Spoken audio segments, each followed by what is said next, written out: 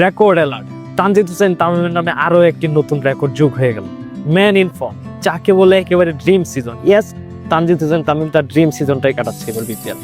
এবারে বিপিএল সে এখন পর্যন্ত মাত্র 10টি ম্যাচ খেলে 420 রান করেছে, যেখানে একটি সেঞ্চুরি এবং 3টি 50 রয়েছে।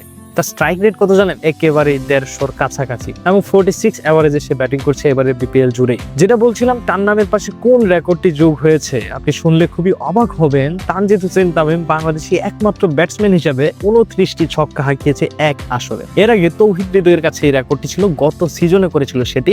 ফরচুন বরিশালের হয়ে 24টি 6 মেরেছিল এবং 14 ম্যাচ খরচ করে। কিন্তু তানজিদ হোসেন তামিম মাত্র 10 ম্যাচেই সেই রেকর্ড টেক্কা দিয়ে 29টি ছক্কার রেকর্ড নিজের নাম করে নিলেন। এখন পর্যন্ত যদিও বিপিএল এর সর্বোচ্চ এক আসরে ছক্কা মারার রেকর্ড ক্রিস গেলের কাছে আছে।